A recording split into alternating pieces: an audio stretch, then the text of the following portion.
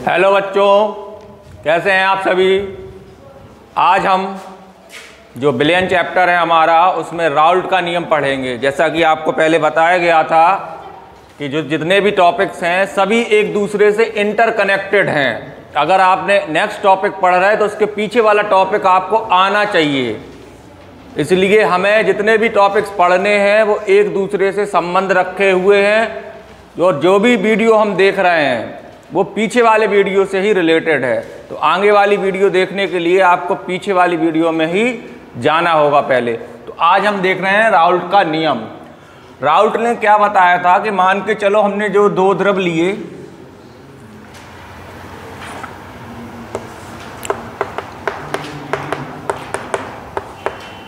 इस द्रव को कह रहे हैं ए और इस द्रव को कह रहे हैं हम बी।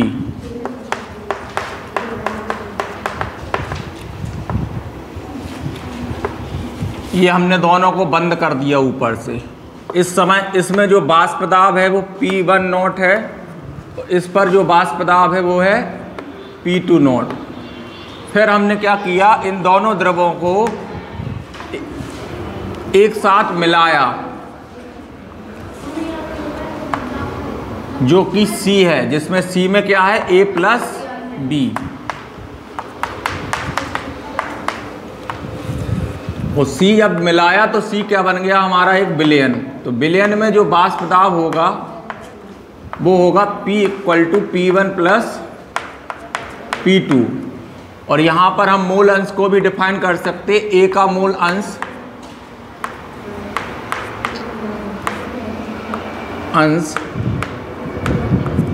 x1 है तथा B का मोल अंश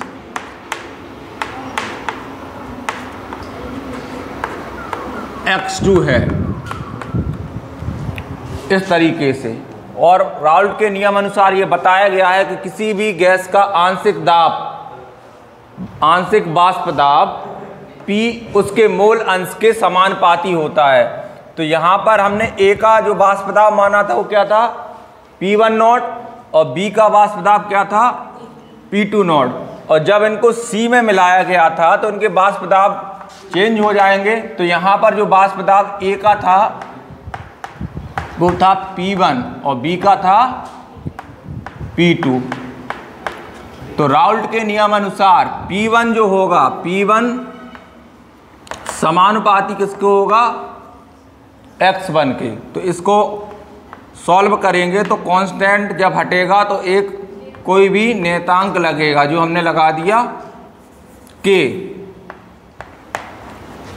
और इसी तरीके से जो हमें पता है कि विलयन में टोटल मोल अंश x1 प्लस x2 टोटल किसके बराबर होता है, 1 के बराबर।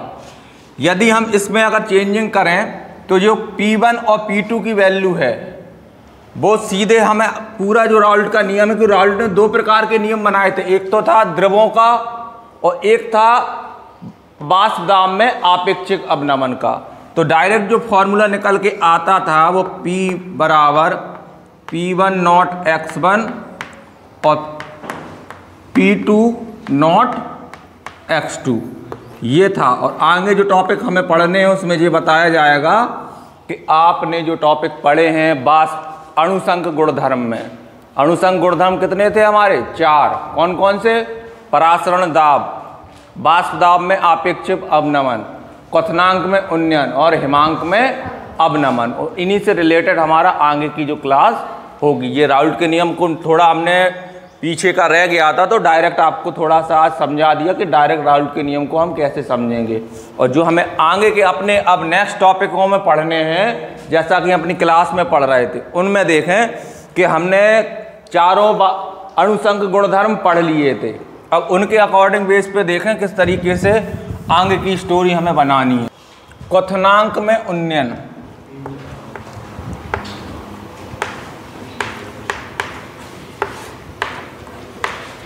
क्वथनांक में उन्नयन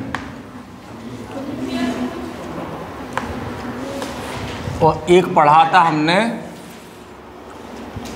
हिमांक में अवनमन।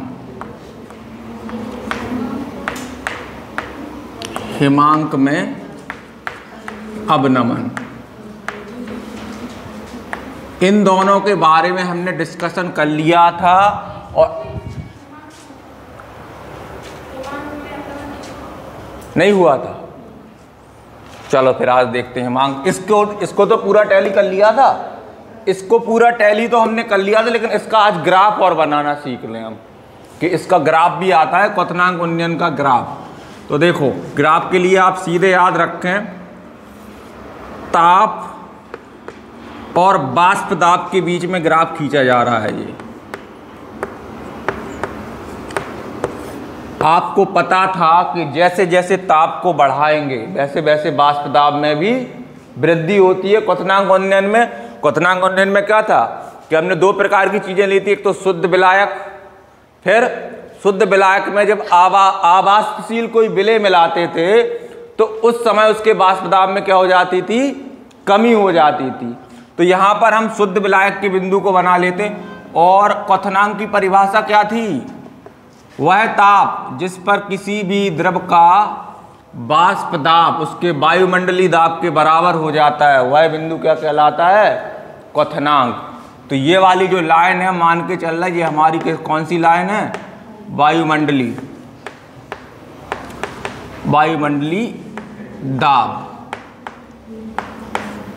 दो प्रकार से हमने मेजरमेंट किया था। पहले लिया था हमने शुद्ध विलायक का बिंदु हम मान ले रहे जी।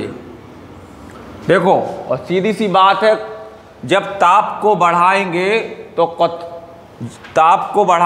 वाष्प दाब भी बढ़ेगा। अगर हम ताप को बढ़ाते जा रहे हैं तो एक बिंदु हमें इस तरीके से मिलेगा, ये मान के चलो जब ये वाला बिंदु इसको टच कर जाएगा तो ये इसको बताएगा कि इसका क्वथनांक बिंदु आ गया। यानी ये जो बिंदु लिया था वो हमने लिया किसका, शुद्ध विलायक।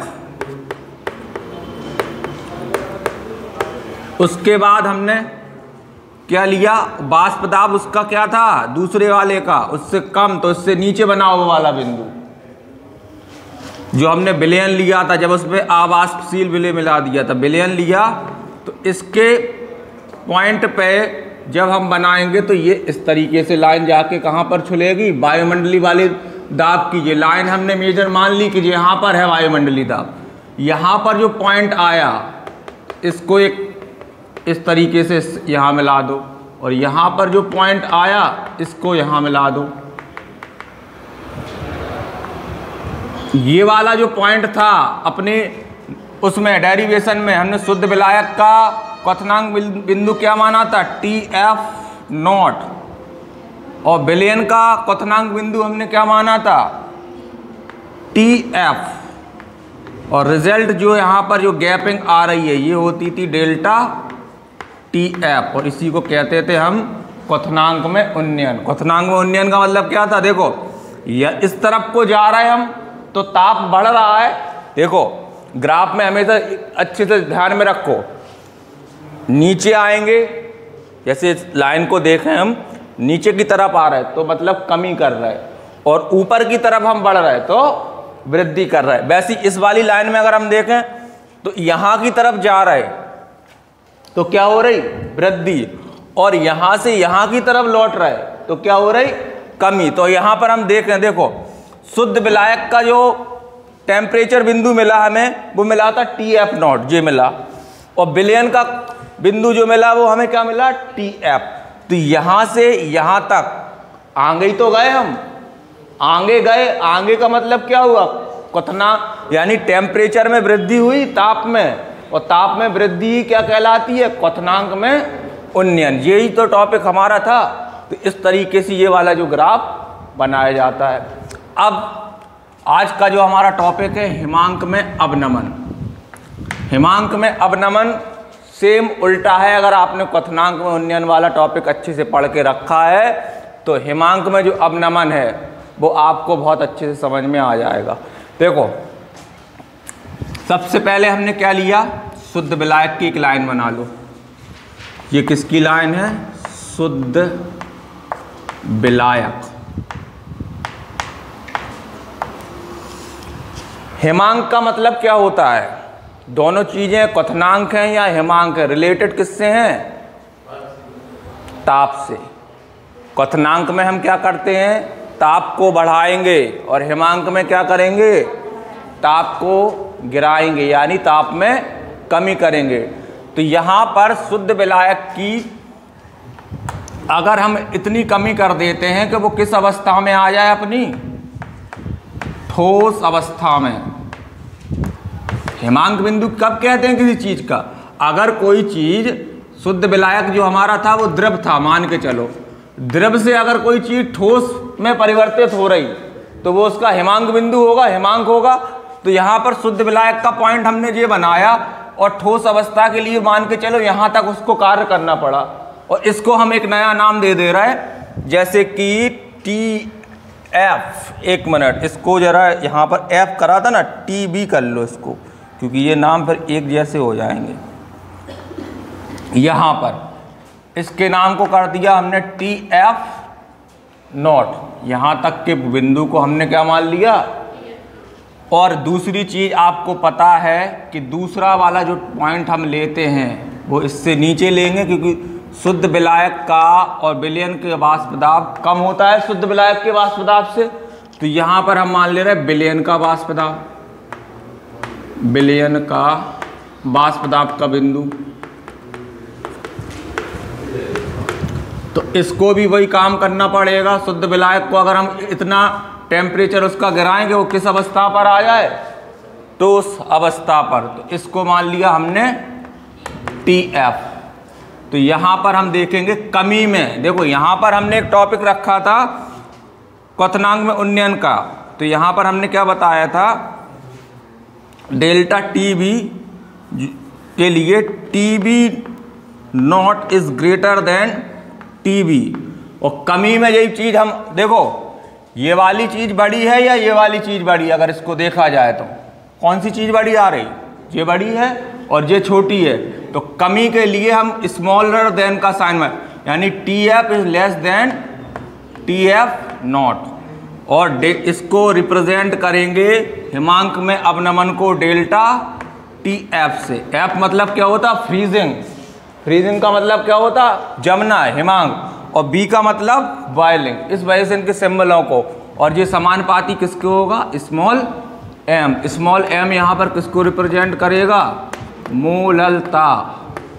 और उस वाले टॉपिक में भी यही संबंध था क्वथनांक में उन्नयन में, ये किसको रिप्रेजेंट करता था, उसमें भी मूललता को ही। अब इसको जरा सॉल्व करें और आगे, तो डेल्टा टी एफ समानुपाती चिन्ह लगाएंगे तो एक कांस्टेंट लगा देंगे के एफ स्मॉल एम, और के एफ को हम कहेंगे, के एफ को कहेंगे हिमांक